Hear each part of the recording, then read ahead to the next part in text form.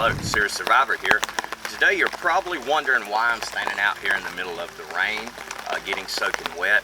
That's because I wanted to talk about a very important issue, an issue that maybe gets pushed to the side a little bit or overlooked. This isn't necessarily a piece of gear, but it's attributes or properties of the gear that we already have. It's something that we should really take into consideration. What if you had to bug out today? What if it was raining? What if it's pouring down rain? Or what if you bug out and it begins raining? We all know that a poncho is a normal part of a bug out bag or a survival kit, but the real question is what type of poncho do you have? Do we have a dollar store poncho, or do we have one that can really withstand the elements? Now, I'm the first person to understand and to realize or to say that money is a primary factor in the type of gear that I buy. It has to be gear that's worth every penny I spend. Having 4 boys, every time I buy a piece of gear, I have to buy 5 pieces of gear. So I can't afford to spend the highest amount of money for every piece of gear that I run across. So I look for bang for my buck on this. And there's some properties that we look at when we see an item advertised or we see an item in a store, online, or whatever. There's 3 terms that we're going to hear applied to this. And these 3 properties are water repellent, water resistant, or waterproof. We hear those terms used interchangeably when we talk about what I call watertight integrity. And when I say watertight integrity, what I mean is how well your equipment will hold up to the elements. And this is not my bug out bag, but I brought this intentionally just to demonstrate that a normal bag that isn't rated for any type of being actually waterproof is very susceptible to, the elements. In this case, the rain out here. And this pack is going to get soaking wet very soon, very quick. It's not going to take long. And when the water starts seeping into the pack, then what I have to look at there is it's going to damage all of my equipment. A lot of us like gear that's, some of it's fancy. We got night vision, some people do, binoculars, flashlights, all types of electronic pieces of gear, solar battery or solar charging stations, things such as that. But these items don't react too well when exposed to water. Water is either our best friend or our worst enemy. We either don't have enough, we have the right amount, or there's too much. And not having enough obviously can lead to a lot of critical situations such as dehydration and death. Having the right amount, obviously we're doing well. But having too much can also be dangerous because water is known, chemically speaking, as what's called the universal solvent. Most things will be broken down and basically dissolve or disintegrate in water. This is not everything that we talk about, but it's most of the normal items that we work with on a regular basis. Now, I don't mean I'm going to put my bag in a puddle of water and it's going to disintegrate. That's not what I'm saying. But the water in itself, due to the properties of H2O, it tends to break down materials at a rapid rate. So not only does it do that, but there's another factor that doesn't get taken into account a lot, and that's the weight of water. For 1 US gallon of water, it weighs approximately 8.34 pounds, which equates to 3.78 kilograms. Now that might not sound like too much. We say 8 pounds, we start breaking it down. I don't really carry around a gallon of water in my bug out bag. But if we think about normal scenarios, we think about items that we carry in our pack, these are susceptible to absorbing water and therefore increasing. And when we start looking at these cheap bags, the ones that let water in, you'll notice that they're lined on the inside a lot. And being lined on the inside, it is going to prevent a lot of that water from escaping. So not only am I going to have damaged equipment possibly, but I'm going to have the clothes that I put in my bug out bag, 2 days supply of clothes, saturated with water, increasing my load by probably 10, 15 more pounds.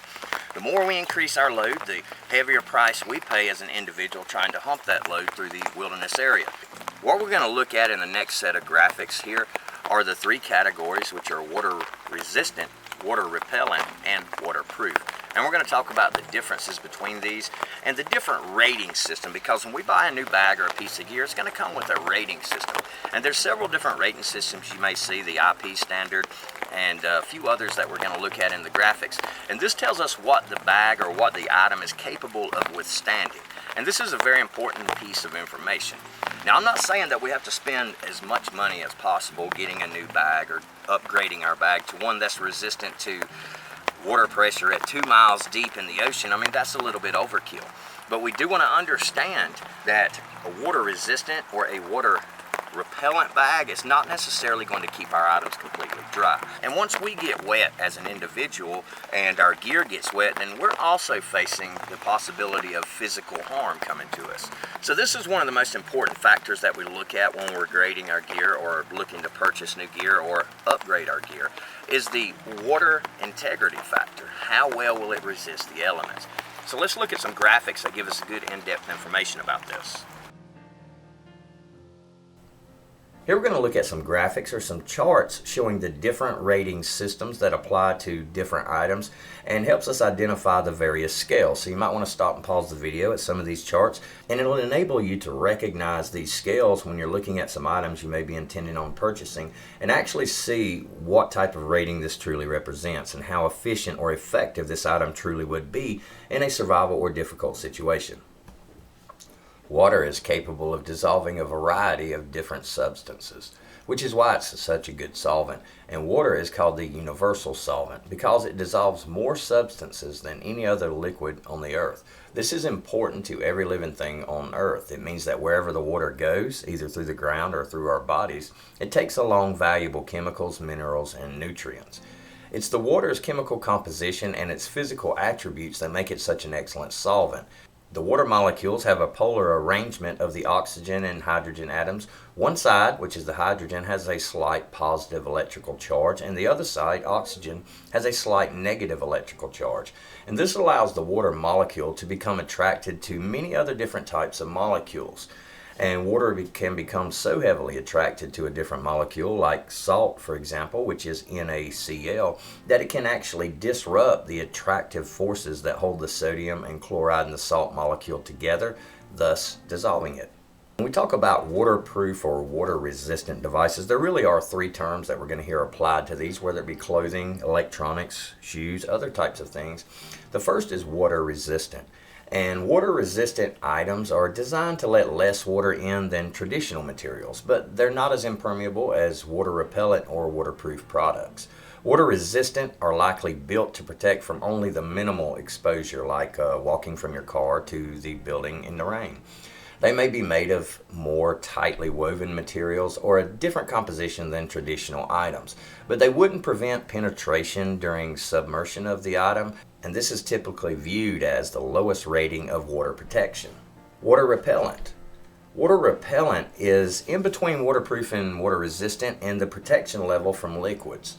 While they can prevent far more water from penetrating the item than the water-resistant items, they still can't match the impermeability of waterproof items. Water-repellent fabrics and items are considered to be better than water-resistant fabrics simply because they are tightly woven, and also because they have a chemical coating that causes water drops to form beads when it strikes the surface of the fabric and roll off. These beads slide away rather than go inside the fabric. This chemical coating remains for a time period and is likely to come off with dry cleaning or simply wear off after a long amount of time. Then waterproof. Materials can be measured on an electronic 9-point scale. This is called the IP rating scale, with a range from 0 to 8. These ratings help people understand exactly how waterproof an object really is. 0 represents something that has no resistance to water at all, while 8 is something that can stay submerged indefinitely without any damage.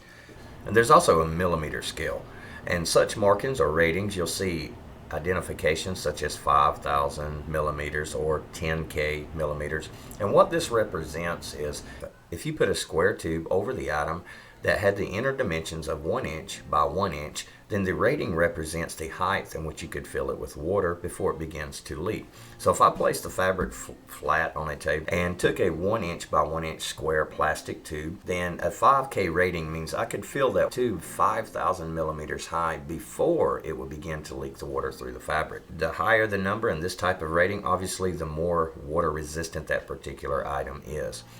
And there are other type ratings and various rating standards that are assigned by individual manufacturers, so always be sure to check the manufacturer's specifications and refer to these charts and any other charts you can find to help answer the questions to find the gear that's just right for you.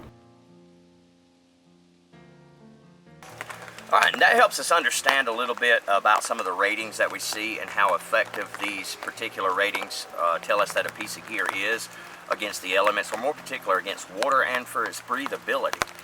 Now here we're going to look at just a couple of examples. We know that some of the things that really help us out.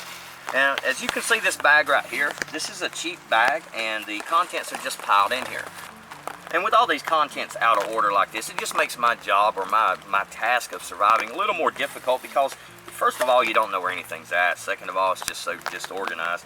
And third, and with everything just piled in here like this and not stored properly, it's going to be saturated with water if I'm not careful. So this is definitely not the way I want to store my bug out bag. But some of the things that we always, want to take into account is like tarps that help us, in a situation, get us some temporary shelter going, and can help line a more permanent shelter. These in its own, they're not great, but these are fairly cheap ones. And once again, you get what you pay for. You may be better off going with a canvas type material instead of these cheap woven plastic tarps. And another piece of gear we talk about is our ponchos, and you can get them in any shape, form, or fashion pretty much. And they range for however much you'd like to spend, down to $1. But there again, you do get what you pay for. But these are excellent methods of covering yourself and your gear that you're carrying in your pack. And it'll help you, obviously stay dry and keep your gear dry. That's a very important thing. There's not much use in me carrying a cheap bag around full of gear that I don't have protected properly if I know it's just going to ruin. And that's where things like these come into play. And that's basically your little watertight. This is a watertight flotation device. Basically, it's going to float, and it's watertight, so it will withstand water intrusion. And having devices such as this, storage containers that are watertight and will help protect your gear, is worth the investment. They're not that expensive. Now, it would be unreasonable for me to think that every single little piece of gear that I ever get is going to be of the highest waterproof rating. That's not going to happen, but I can get one container to put all my gear in, or all the gear of that type in, and protect that gear here. It's worth the peace of mind knowing that your gear is safe, so that when you need it, that you can rely on it functioning properly. Well, and that's it for now. I hope the video is informative. This is really a very important subject. But as you can see behind me here, if Alex will check it out, as you can see behind me, we're starting a little project out here in the woods behind the house, and we're building us a little primitive bug out shelter. And we decided to stop because we wanted to start videoing this and put it on the channel. But we're going to build a shelter that's of the more permanent type, and we're going to do it with nothing but the natural materials that we have around here. So check out the channel for that. It's going to be coming up very soon. Thanks a lot for watching, and for now, Seer Survivor, out.